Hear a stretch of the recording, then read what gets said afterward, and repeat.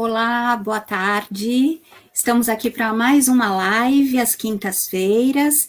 Desculpem o nosso atraso, nós estávamos com problemas técnicos, mas vamos começar.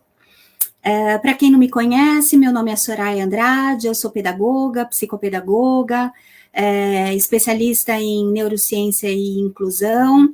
Trabalho já há bastante tempo com educação, como coordenadora pedagógica, fui professora também, e agora eu estou envolvida com a formação de professores.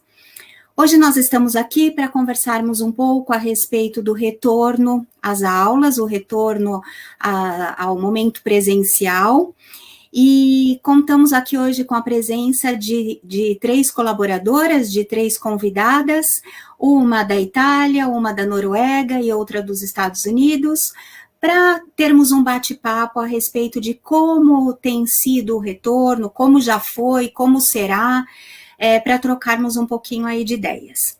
Então, vamos às nossas convidadas. Então, vamos lá. Deixa eu chamar aqui a Andréia Cristina Escapim. Boa tarde, Andréia, seja bem-vinda. Boa tarde, Soraya, muito obrigada pelo convite, obrigada pela oportunidade. A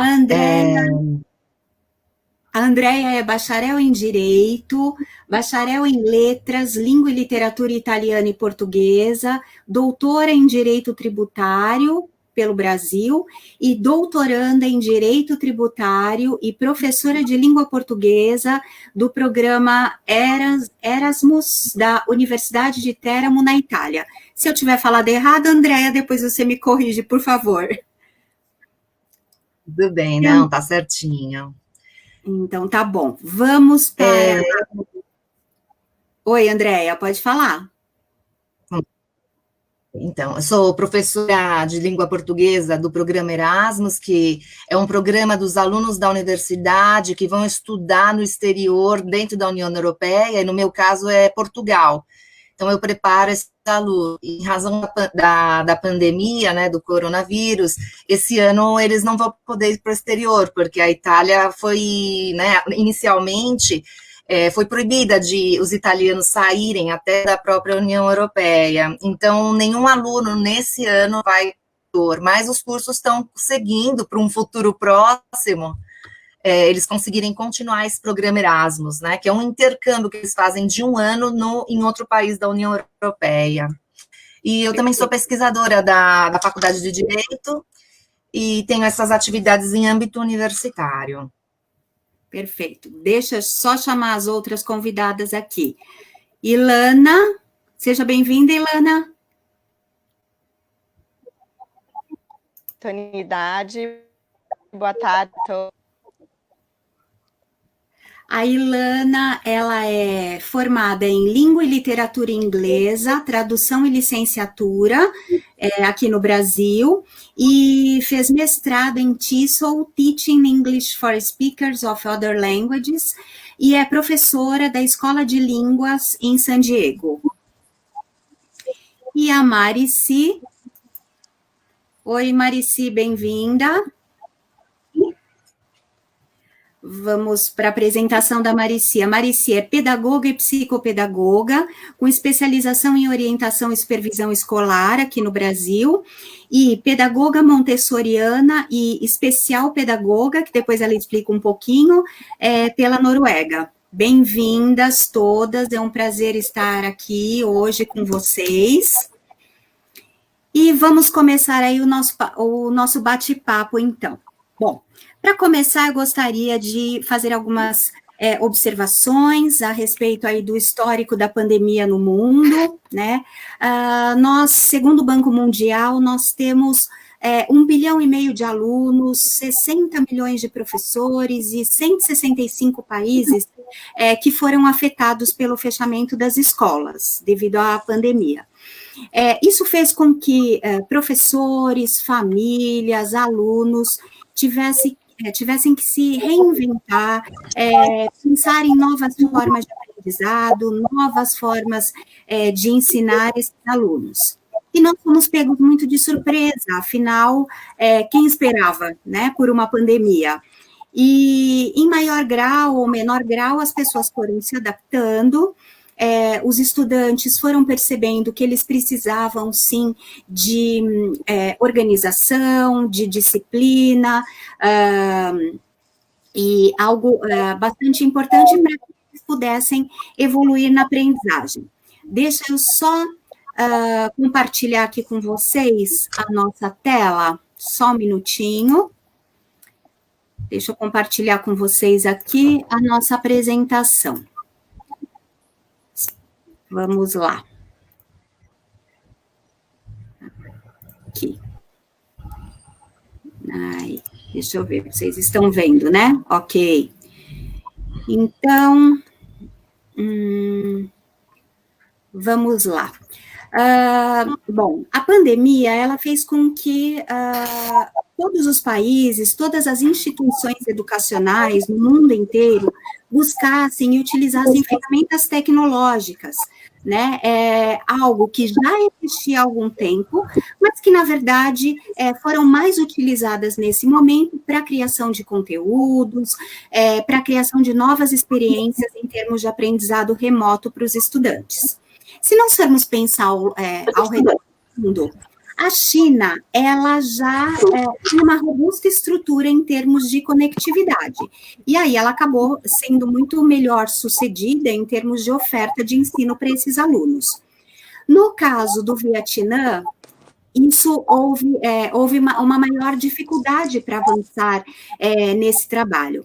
Na Espanha, foi solicitado que os professores, eles preparassem os conteúdos e oferecessem aulas online. Em Singapura, por exemplo, foram oferecidas formações para os professores para que eles pudessem ministrar a aula através da internet. E no Brasil, embora muitos estados, muitos locais tivessem mais recursos e mais escolas tivessem acesso à internet, muitos professores ainda têm uma dificuldade ou pouca familiaridade no uso da internet. A gente pode dizer que os especialistas, muitos especialistas do mundo hoje em dia, têm estudado um pouco nas implicações, né, desse tempo de fechamento das escolas e da aprendizagem remota dos alunos. A gente sempre diz, né, que as experiências, a pandemia, ela trouxe coisas positivas, né, e coisas negativas para nós. O que a gente pode pensar em termos de aprendizado dessa pandemia? Primeira coisa foi o foco nas habilidades essenciais. Mais do que tudo nesse momento, nós precisamos pensar que nós não temos agora mais que trabalhar, como nós dizíamos, vamos trabalhar as habilidades para o futuro profissional. Não, nós chegamos à conclusão que essa pandemia nos fez trabalhar algo que é necessário no mundo agora. Então, habilidades como criatividade, comunicação, colaboração, resolução de problemas complexos, né, a adaptabilidade, isso foi essencial para superar a crise que nós estamos passando. Eu acho que um outro ponto positivo, né, um outro ensinamento, na verdade, não sei se poderíamos dizer ponto positivo ou negativo, mas o significado de nós vivermos num mundo globalmente interconectado. Não dá mais para se viver em situações, em contextos, com questões isoladas. Nós temos que pensar de forma sistêmica, né? Pensarmos que não existe mais aí fronteiras, né? E o mundo precisa entender essa relação, essa ampliação do mundo, até para antecipar impactos das ações individuais em níveis mais complexos e em contextos diferenciados. Eu penso que fechar as escolas, ultimamente, além de proteger as crianças e os jovens, e mesmo os adultos, porque eles podem ser vetores de transformação, é muito importante se pensar nas consequências desse fechamento das escolas. Então, eu trouxe aqui para elencar para vocês algumas consequências. Então, uma delas tem a ver com a interrupção do processo de aprendizagem, principalmente para aqueles alunos que têm alta vulnerabilidade. Uma outra consequência seria a ausência de interação entre os alunos e os professores. E isso nos faz pensar em como que será possível recuperar esse tempo, que, entre aspas, poderíamos colocar sobre tempo perdido, né, quando as escolas reabrirem. Uma outra consequência tem a ver com o risco de aumentar a taxa de abandono escolar, principalmente para essas crianças, para esses jovens mais vulneráveis, né? E isso pode trazer o quê? Uma queda significativa no nível de capital humano para o futuro. Então, mais do que nunca, é muito importante planejar o retorno às aulas para diminuir as desigualdades, tanto pedagógicas quanto sociais, né? As escolas precisam pensar em estratégias para a reabertura, pensando não só nas questões sanitárias, como nos aspectos pedagógicos. E eu vejo que o currículo é algo muito importante nesse momento. É, assim, um aspecto essencial, poderíamos dizer, a espinha dorsal da educação escolar, né? Eu penso que as escolas precisam, mais do que nunca, reavaliar, fazer ajustes nos seus currículos e pensar em quais competências que são emergentes nesse momento para o desenvolvimento dos nossos alunos. É uma decisão complexa, sim.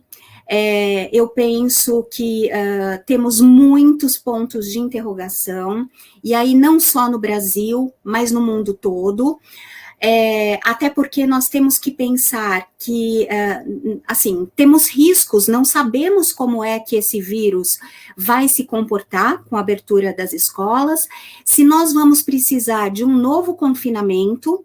Então, mais do que tudo, é importante que as escolas, elas estejam preparadas para reabrir, pensar no sucesso, mas já pensar em propostas de um possível confinamento novamente, né? Mais importante, acho que pensar a pandemia é pensar que nós tivemos aí na nossa frente uma nova forma de educar, né? Foi um marco muito importante em relação à educação, porque trouxe para nós novas pedagogias para enfrentar a crise de aprendizagem, fornecer modelos de aprendizagens mais inclusivos, mais criativos, mais bem preparados, e para poder se pensar não apenas no presente, mas poder se pensar no futuro, né? Nós temos que acreditar que as mudanças, elas vêm para melhor. É um momento intenso, é um momento doloroso, né? A escola precisa pensar em novos processos de aprendizagem a partir de agora, novas formas de relação entre as pessoas, novas formas de interação. Precisamos pensar até que ponto as tecnologias e as formas com as quais usamos as tecnologias permanecerão ou não, né? E a discussão de hoje é para isso, é para que nós possamos discutir um pouquinho, trocar um pouco de experiências em relação ao que tem acontecido no mundo. As escolas que já voltaram, as escolas que ainda vão voltar, todas elas já tendo um protocolo, né, no sentido de retorno às aulas presenciais. E falando rapidamente um pouquinho aqui a respeito do Brasil, existem diretrizes, e aí foram colocadas essas diretrizes em termos de 3 áreas gerais. Primeiro, a prontidão do sistema, que aí tem a ver com avaliar a disponibilidade das pessoas, a infraestrutura, os recursos, a capacidade de retomar as funções. Uma outra área em relação à continuidade da aprendizagem, então assegurar que a aprendizagem ela seja retomada de uma forma bem harmoniosa, não deixando para trás aqueles com maiores dificuldades. E uma outra área tem a ver com a resiliência do sistema, que seria reforçar a preparação do sistema educacional para antecipar e para responder a crises futuras. Então, a ideia é que as escolas voltem, talvez em setembro, talvez não, algo ainda a ser definido, né, de acordo com os dados aí em relação ao coronavírus, mas especificando um pouco mais, a ideia é ter atenção para medidas sanitárias, medidas pedagógicas e também a gestão de pessoas. Medidas sanitárias no sentido de o distanciamento entre as carteiras, entre as crianças, revezamento de horários de entrada, saída, recreio, cancelamento de atividades em grupo, estações de higiene, higienização frequente da escola, evitar com que as crianças troquem materiais, que se usem materiais descartáveis, cuidado com as pessoas suspeitas de estarem contaminadas. Medidas pedagógicas aí, como ampliação da jornada das aulas, revisão de currículo, reorganização do calendário, com uso de finais de semana, aulas até janeiro ou fevereiro, a prioridade do ensino híbrido, que vai ser muito importante, as avaliações diagnósticas, as estratégias de recuperação, e no sentido de retomar aí, pensando na gestão de pessoas, oferecer apoio psicossocial, monitoramento da presença dos alunos e dos profissionais. As questões são muitas, conversando com as nossas 3 convidadas, isso foi geral. Vamos voltamos, mas com muitas dúvidas, e pensando dessa forma, cada realidade, nesse momento, precisa pensar em alternativas que são melhores para cada realidade. Algumas escolas aqui no Brasil pensam em fazer rodízio de 15 em 15 dias, outras preferem fazer o rodízio dos alunos dias pares, dias ímpares, ou um dia sim, um dia não, enfim. Cada uma vai precisar ver nesse momento o que é melhor. Nós vamos apresentar aqui para vocês também, nesse momento, um quadro em que nós apresentamos a relação entre os diferentes níveis de ensino nos 3 países que estão aqui conosco. Então, a relação com o Brasil, da Noruega, da Itália, dos Estados Unidos e da Noruega. E agora, voltando aqui para nossas convidadas, eu queria que a Andréia, podemos conversar com você, Andréia? Deixa eu só... Oi, podemos sim, podemos começar. Então, vamos lá. Acho que a Ilana saiu, mas daqui a pouco acho que ela volta. Deve ter caído a conexão dela. Então, vamos lá. Andréia, você poderia dizer para nós como que aí na Itália a educação ela é estruturada e como que a pandemia afetou essa realidade?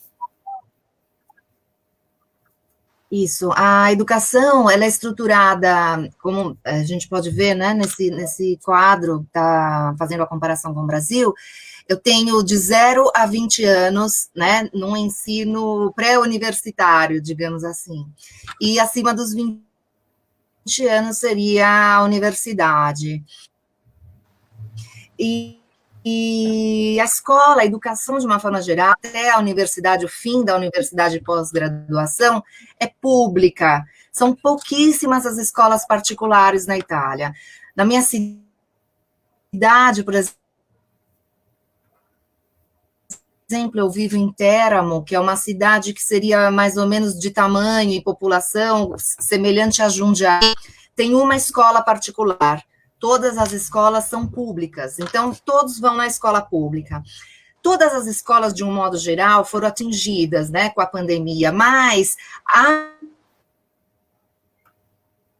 âmbito universitário foi a última a parar, né, com a quarentena, a ficar sem aula. Interessante, porque as universidades pararam, a minha, por exemplo, parou, e depois de 10 dias elas retomaram as atividades. Inclusive, o reitor da minha universidade disse que o problema da pandemia não era na minha cidade, então que a universidade não iria parar. Depois de alguns dias, a Itália ficou em choque, né? Inclusive com o aumento do número de mortes, que foi muito relevante no norte, e aí a Itália inteira parou. E desde então, que eu acredito que foi desde 8 de março, as escolas estão paradas. Por que isso, né, aconteceu? O primeiro impacto foi na escola, né? Muito se fala que as crianças, principalmente os adolescentes e as crianças, não têm um problema com o vírus, porque elas têm uma imunidade forte. Mas a cultura italiana é uma cultura muito voltada para a família, acho que na Europa é aquela mais forte, né? A Itália foi muito criticada durante a pandemia, inclusive no começo, porque eles pararam tudo. E a escola parou em primeiro lugar porque a estrutura familiar na Itália, por exemplo, as famílias vivem juntas, né? Normalmente na mesma casa, a avó e a avó convivem com o neto dentro da mesma casa. Ou então, o que é muito comum, uma família construir uma casa. Eu tenho, por exemplo, uma amiga que tem a casa dela tem 4 andares, cada andar é um apartamento. Então, todos moram naquela casa, a família toda. Então, as crianças para a escola,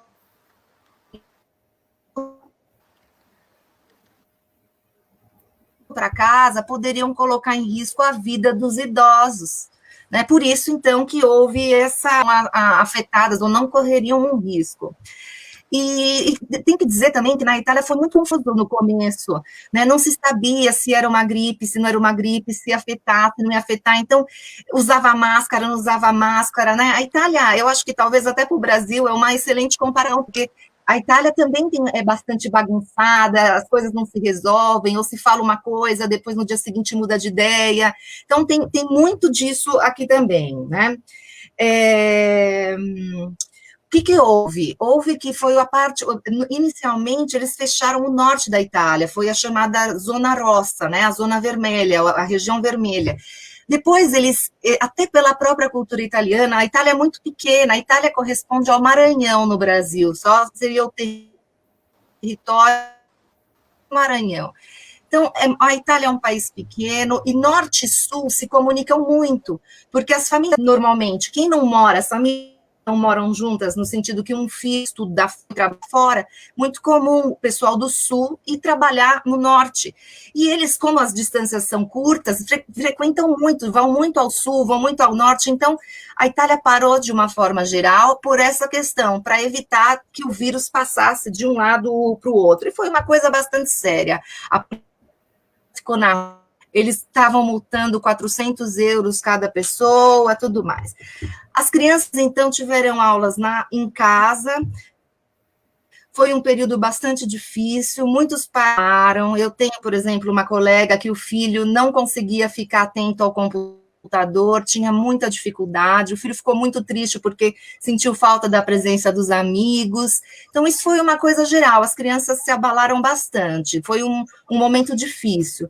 Muitas crianças não tinham computador em casa, né, não tinham como frequentar essas aulas. E aí, muito interessante, o governo italiano deu computador para todas as crianças que não tinham essa possibilidade. Né? Ou famílias que tinham mais de um filho e um único computador. Oi? Famílias que tinham um único computador, ou que o pai também precisava usar para o trabalho, então o governo deu o computador. Também houve a televisão na Itália, eu acho que isso é um pouco diferente do Brasil, a minha percepção. A televisão que todos têm acesso, né, não é uma televisão aberta, mas porque eles pagam uma taxa pelo uso da televisão, acesso pagando essa taxa pequena. E a televisão ajudou muito, porque eles fazem muitos programas de debates e de um alto nível, né, com pais conversando, falando das próprias dificuldades. Então, professores e psicólogos, pedagogos participam. Então, a televisão deu um apoio muito grande nesse momento de pandemia, com programas. A RAI fez aulas online, então tinha na televisão um canal com aulas diárias, o tema das aulas, que cada pessoa poderia assistir, tivesse interesse. Então, eu acho que houve uma questão assim da parte da televisão, dos programas, que ajudaram muito as famílias também. Agora, qual é o momento, né? o momento é a volta, mas assim, uma coisa que tem que deixar bem clara é o seguinte, uma coisa que se percebe aqui na Itália é que eles dão muito valor para a vida. Poucas pessoas estão questionam, mas essa questão de economia que a gente sente muito, eu vejo, ouço no Brasil, leio, do trabalho, aqui na Itália, eles sabem que a Itália tá quebrando e pode quebrar, mas assim, a dor de ver o meu familiar, do meu vizinho, um familiar de uma outra pessoa que eu conheço, sofrendo, é grande. Então, tenham respeito, né, em relação a isso. O desrespeito que tem maior é na parte dos jovens. Então, a gente vê, os bares estão cheios, as pessoas não respeitam as distâncias, mas, assim, numa até uns 20, de uns 15 a uns 22 anos, né? O restante respeita bastante. Mas, então, o que se tem dito todos os dias na televisão é que a volta não é uma certeza, né? Está marcado para o dia 14 de setembro, mas a volta não é uma certeza, porque eles estão esperando que tenha uma segunda ondata, que nem eles chamam aqui, né? Que tenha um retorno do vírus. Eles acham que no outono, que vai ser em outubro, o vírus pode voltar. Então, a recomendação primeira que tem sido dada em todos os níveis, desde o asilo até é interessante, né? Asilo na Itália é a escola infantil, e, né, diferente do nosso português. Desde o asilo até a universidade, já está, todas as reuniões, elas são bem claras, nós estamos tentando nos programar, mas não é uma certeza, é uma hipótese, porque se o vírus voltar, né, porque agora tem o verão, as pessoas estão liberadas para fazer viagem, como teve uma quebra muito grande no turismo, o governo está dando 500 euros para cada núcleo familiar para fazer uma viagem num hotel, para poder dar o dinheiro para o hotel e a economia voltar. Então, vai ter um contato. Então, eles estão achando que é bem possível que o vírus volte e até com maior força. Se voltar, as aulas não vão ter força.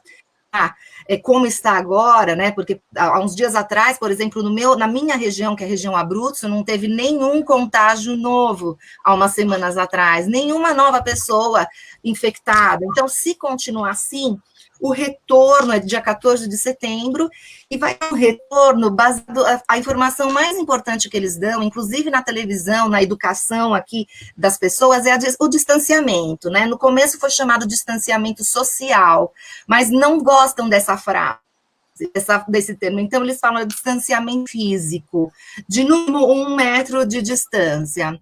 Tem, inclusive, uma propaganda, não sei no Brasil se é semelhante, mas uma propaganda que eles fazem o efeito dominó, mostrando o coronavírus.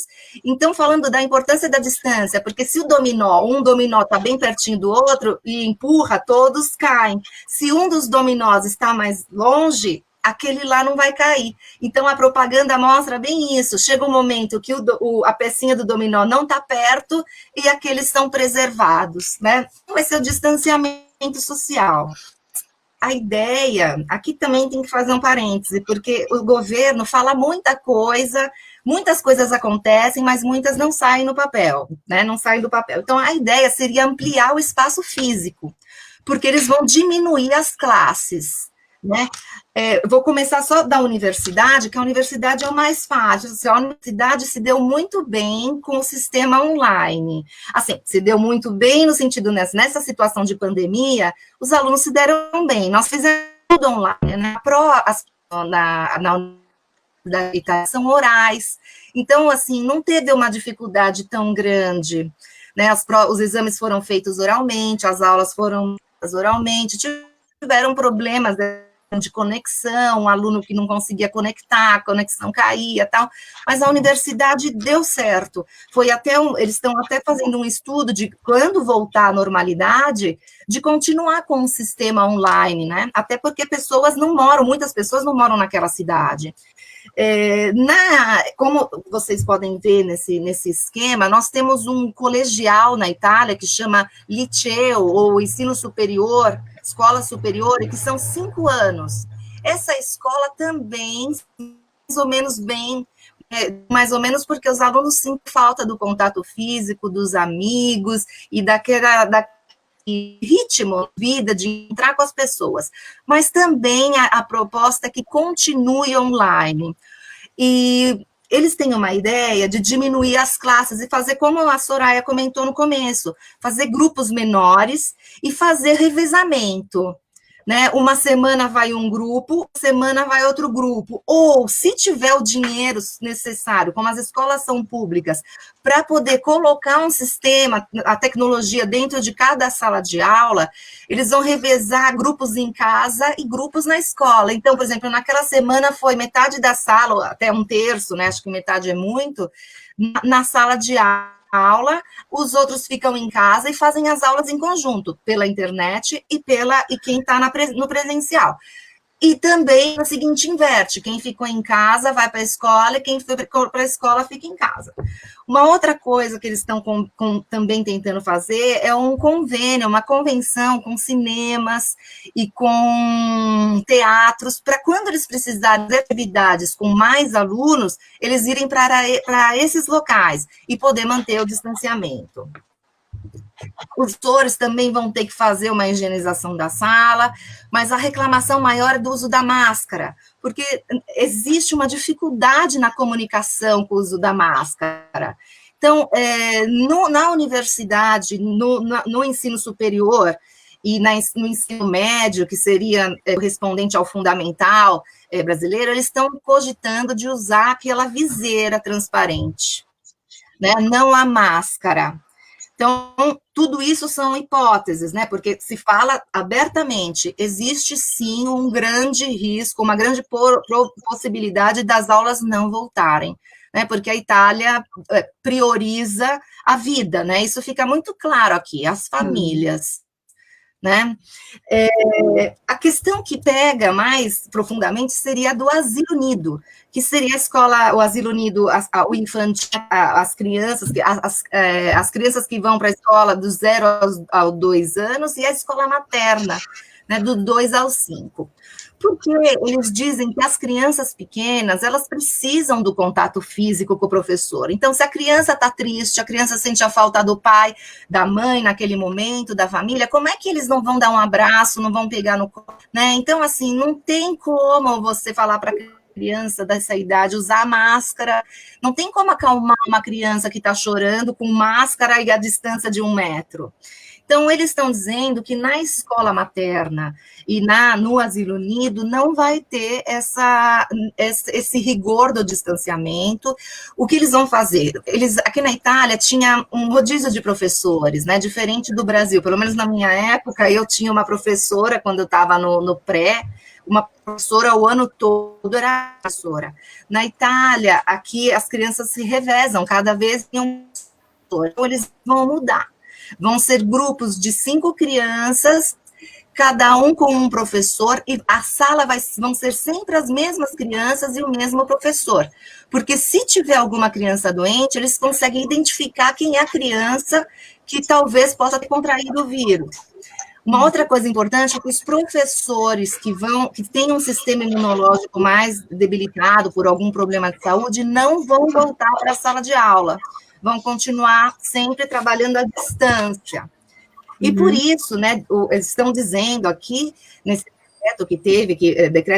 nessa proposta de lei que vai ter para poder fazer essas mudanças, o que eles estão propondo é uma contratação de 50 mil pessoas para ajudar, né, com contrato por prazo determinado, porque aqui o professor ele é um fundo público, né, das escolas públicas, então eles pretendem contratar 50 mil pessoas para poder fazer essa divisão, maior número de classes, um professor com cada aluno diferente, um professor diferente com cada grupo, né, e essas crianças também vão poder entrar medindo a febre, elas vão ter que ter uma roupa dentro da escola e sapatos, né? Vão chegar com a roupa de casa, mas vão ter uma roupa da escola e vão se trocar na escola.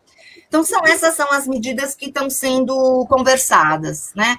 Vai um grupo de manhã e um grupo à tarde. Também isso era importante. E vai ter um revezamento se os pais precisam ou de manhã ou à tarde. Uma semana, quem for de manhã vai à tarde, quem for de tarde vai de manhã. Realmente, aqui no Brasil também, essa questão da preocupação com a educação infantil é muito grande, no sentido do uso das máscaras, porque uma criança pequena fica bem difícil de colocar, tirar, de abraçar, eu acho que essa é uma questão muito forte. Acho que tem a questão que uma das pessoas, uma aqui das nossas seguidoras colocou, que é a questão das desigualdades que se tem. Então, é algo muito importante, e eu acho que, assim, em relação a essas diretrizes, colocar em prática, ver se deu certo e recuar se não der certo, né? Então, eu acho que é algo bastante desafiador.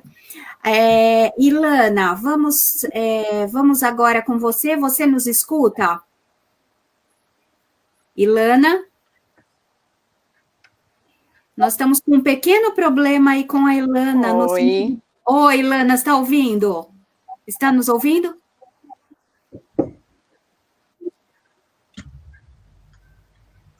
Ilana? Aqui nos Estados...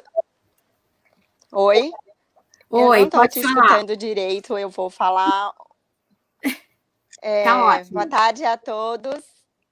Aqui nos Estados Unidos eu vou falar de San Diego, porque cada estado e cada cidade está fazendo, talvez, de uma maneira um pouco diferente.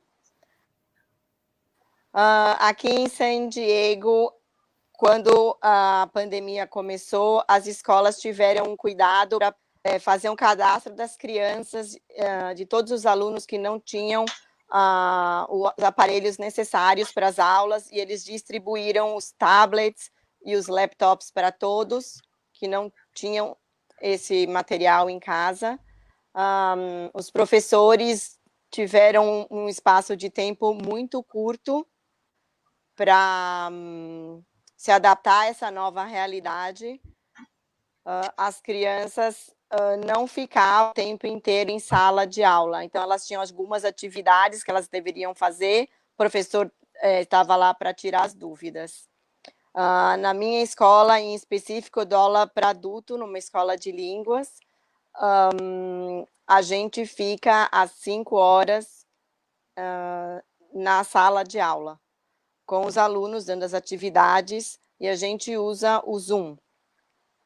A gente foi preparado para isso, os alunos também, e agora o ano letivo vai começar em agosto esse ano, ao invés de setembro, como normalmente acontece, e as crianças vão poder optar por 3 tipos de aula. Então, ela pode ter aula 100% online, ela pode ter aula indo 3 horas na escola, ou 3 horas na parte da manhã, ou 3 horas à tarde, e ela pode fazer um sistema híbrido, alguns dias em casa e alguns dias na escola. Então, na realidade, com as crianças estão escolhendo qual é a melhor maneira para cada um nessa situação. Perfeito, Ilana. Agora vamos para Marici. Marici, como está aí na Noruega? Então, as escolas aqui ficaram fechadas 6 semanas. Depois de 6 semanas, foi logo depois da Páscoa, já abriram todas as escolas de uma forma gradativa. Primeira semana, educação infantil, segunda semana, de primeira a quarta, e assim por diante. Uma semana cada turma. E eles só voltaram porque dava para voltar sem máscara e sem viseira. E assim, a grande questão aqui nos países da Escandinávia é que o distanciamento social é parte da vida deles. Ninguém fica perto de ninguém. 1 metro aqui é o mínimo. As pessoas que são da mesma família ficam perto de você 1 metro. Então, assim, não precisou ser reforçada a questão do distanciamento social, porque isso faz parte da cultura deles. E a gente está falando de um país, Noruega, 5 milhões de habitantes, é um país muito pequeno. Então, assim, são muitos metros quadrados por habitante, de qualquer forma. Então, quando as escolas puderam abrir, e o número de contágio aqui foi muito pequeno, lógico, e eles na época que o governo pediu para fechar as escolas e fechou tudo de uma vez, de repente, em 12 horas fechou tudo. Então, assim, ninguém saiu na rua, ninguém desrespeitou as regras, independente de que tinha a questão de ter multa e de ter prisão para quem saísse e desrespeitasse as regras, ninguém desrespeita mesmo, mesmo se não tivesse nenhuma prisão e nenhuma multa. Então, e assim, a questão do ensino online, os alunos de primeiro e segundo ano, eles já têm o tablet, eles, no primeiro dia de aula, eles já recebem o tablet da escola, os livros são todos online. Então, e a partir do terceiro ano, eles substituem o tablet pelo computador, pelo notebook. Então, eles já estão acostumados a trabalhar online, todos os livros são online, e eles têm o plano de aula, e eles estão acostumados a trabalhar de uma maneira independente. Aqui não tem o professor dando um conteúdo para todos os alunos lá na lousa, na frente da sala. Eles têm um planejamento anual. O aluno tem, inclusive, o direito de escolher. Não, por exemplo, tem a divisão de matérias, mas não como no Brasil, tudo certinho. É muito integrado. Como fala quando são várias matérias juntas, né? Integrado. Interdisciplinar. Então, já é muito, assim, interdisciplinar, de qualquer forma. E eles já estão acostumados a terem um plano de aula e eles, por si mesmos, já vão escolher o tema que eles vão trabalhar. Então, assim, o ensino à distância aqui não foi nenhuma crise, no geral, para os alunos. Eu acho que quem sofreu mesmo foram os pais, os que não são da área da educação, principalmente, que não estão acostumados com os filhos durante o dia. Eu acho que esses sofreram, na verdade, que os pais sofreram mais. Voltou tudo está normal aqui na Noruega, já faz tempo, né? Depois da Páscoa abriu tudo. E aqui está tudo sob controle.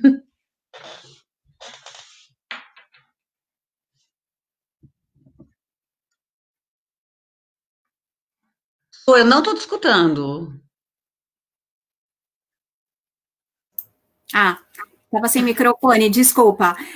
Até porque quando você conversou conosco, você comentou que aí as escolas fecharam em fevereiro.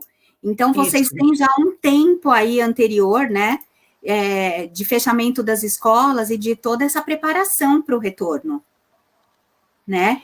Eu vou colocar aqui, Marici, as fotos que você mandou, só um minutinho, deixa eu só entrar aqui. As fotos que a Marici mandou do retorno das aulas lá, das crianças. Se você puder falar um pouquinho, Marici. Lógico. Esse foi o primeiro dia de aula depois da reabertura. Então, aí você vê as crianças mais lindas da Noruega, que são meus filhos.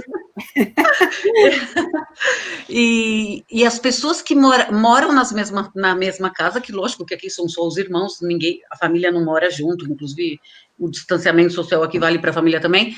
Então, assim, as pessoas que moram na mesma casa poderiam ficar mais próximas do que 2 metros, como vocês podem observar, o Andreas e a Alexandre estão um do lado do outro, e as pessoas que não morassem na mesma casa, mínimo de 2 metros. Então, aí, na outra foto, você vê a Alexandra na balança, então, assim, o espaço aqui já é grande, o distanciamento já é normal para eles.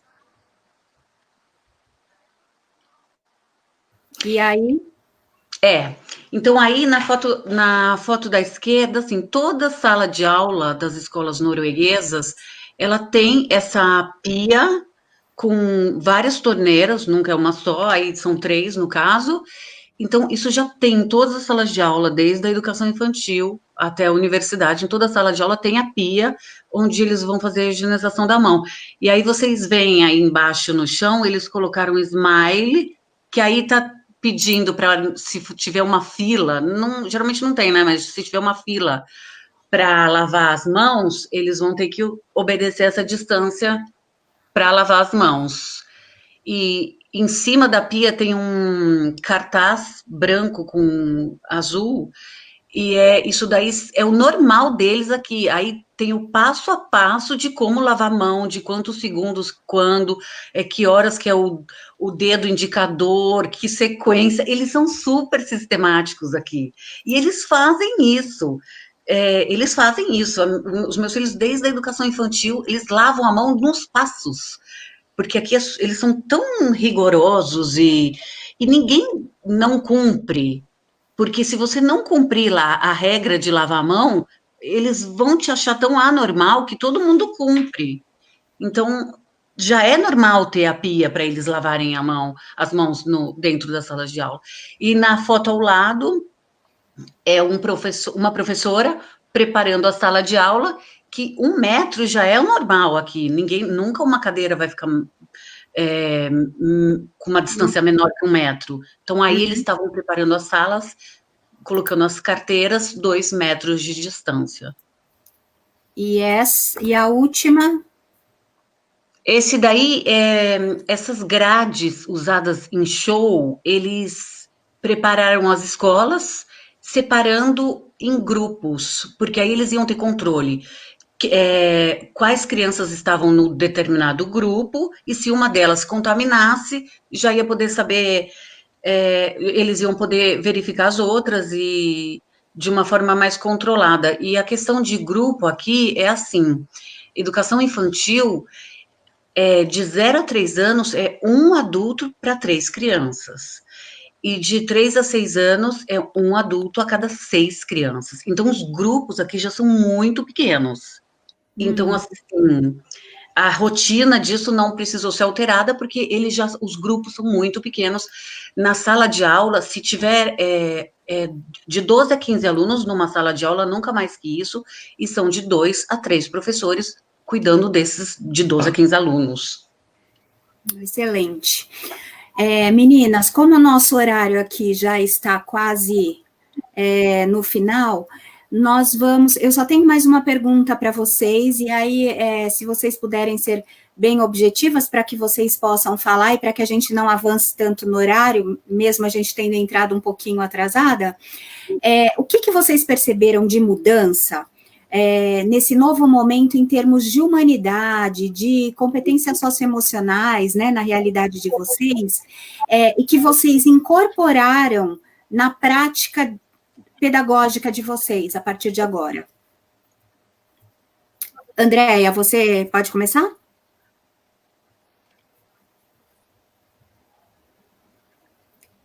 Posso. Eu percebi, não no âmbito acadêmico, uma atenção das pessoas, um cuidado em relação às outras, no sentido até mesmo de, talvez começaram a valorizaram o que a gente tinha no passado, que era essa liberdade de estar junto e perceber que isso pode acabar, né, de um momento para o outro. Eu percebo em sala de aula, no sentido online, também uma participação grande dos alunos, um companheirismo, ainda que online, uma ajuda com os outros e também assim, um desejo maior, isso em um âmbito universitário, que é o que eu posso dizer, uma valorização que eles fazem, né? Eu acho que eu percebi um pouco isso no meu âmbito de trabalho. Marici? Então, é que a pandemia aqui afetou de uma forma tão diferente, né? O que eu acho que aconteceu é que alguns pais perceberam que, de repente, o problema não era a escola. E eu acho que isso aqui foi o mais legal de tudo, porque, lógico, aqui também tem os pais que reclamam que a culpa é dos professores, né? Acho que isso é um mundial. Então, eu acho que o melhor dessa pandemia, se é que a gente pode dizer isso, né? Foi isso, os pais perceberem que, poxa, de repente o problema ali não era a professora, não. Ilana? Ilana? Eu acho que, no meu caso, como eu dou aula para adulto, a gente percebeu que muitos não se adaptaram a esse tipo de aula. Eles tiveram que ter um esforço maior para prestar atenção, mas no final eles ainda sentem falta do contato humano, eles querem voltar para a sala de aula. As crianças, muitas até preferem esse tipo de aula, mas os adultos ainda preferem a aula e o contato. Uhum. A Elaine, ela colocou aqui, ela está dando a contribuição dela, de que ela tem 24 alunos, e que o escalonamento vai ser de 12 em um dia e 12 no outro, mesas com 1 metro de distância, e aulas filmadas para os 12 que estarão em casa, para poderem acompanhar. O presencial será muito desafiador no novo formato. A Fabiola coloca que ela percebe também uma evolução nos alunos enquanto seres humanos, maior respeito entre eles e com os professores e maior maturidade e humanidade. Eu vejo isso também, eu acho que, como eu falei lá no começo, é um desafio para todos, tirando aí a experiência da Noruega, que é bem diferenciada, e uma das coisas que também comentávamos é que pouco se fala da Noruega aqui no Brasil, pouco sabemos das experiências, e por isso até que nós quisemos trazer a Marici para compartilhar um pouquinho disso, e que já teve um preparo anterior e que tem dado certo, porque já faz parte da cultura.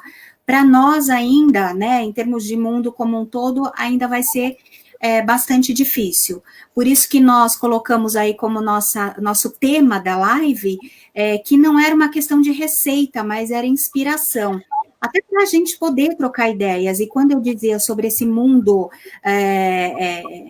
globalizado e intercultural, é isso, é que cada vez mais, e a pandemia trouxe isso para a gente, nós podemos observar que nós não vivemos isolados, e que não é mais a nossa opinião individual, mas é a minha, a da Andréia, da Marici, a da Ilana, a da Adriana, a da Josi, né, e de várias outras pessoas que estão aqui conosco hoje, compartilhando de experiências que podem dar certo também na realidade de cada um, né? Os elogios aqui no nosso chat têm sido muito aí para vocês, que estão em sala de aula, que estão fazendo um trabalho aí muito positivo, e é isso. Eu acho que agora pensar de que forma é melhor retomarmos esse contato, e acho que, acima de tudo, e que é o que todo mundo tem se preocupado, é pensar mais no acolhimento do que no conteúdo propriamente dito. E aí, talvez, esperar um tempo a mais, né, ampliar essa questão do currículo, de unir o trabalho de 2020 com 2021, enfim, mas acolher essas crianças, esses jovens, esses adolescentes, para ver como é que eles estão voltando para a escola, né? Se houver aí esse retorno em breve. Vocês agora, deixo a palavra para vocês, para que vocês se despeçam, para que vocês deem a última palavra de vocês. Andréia, você pode começar?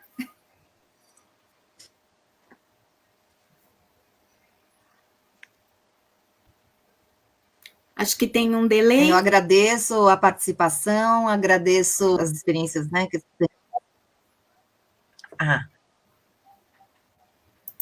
Eu agradeço a oportunidade de estar aqui, né? De poder, a experiência que eu tenho passado, esses momentos que passamos.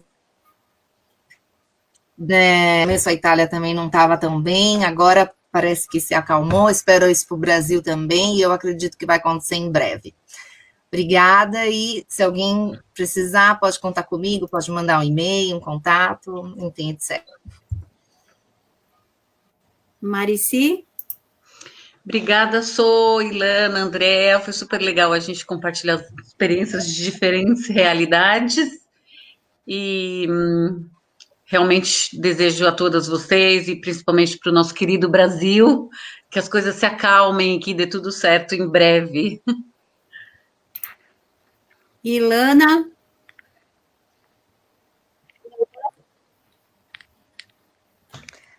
Eu queria agradecer a oportunidade de compartilhar com todos vocês a experiência que a gente está vivendo aqui. Eu tenho muitas amigas no Brasil, professoras, e para elas manterem a calma, porque no final tudo certo. Inventa, a gente consegue fazer de coração quando a gente quer dar aula com amor. É isso aí, obrigada a todos pela presença. Semana que vem estaremos de volta, e aí com uma live especial, diferente de todas as que a gente já colocou para vocês, que vai ser uma homenagem a todos os professores, porque vocês são guerreiros e são vencedores. Então, esperamos vocês, próxima quinta-feira, às 17 horas. Muito obrigada, boa noite para todos. Boa noite. Boa noite. Boa noite.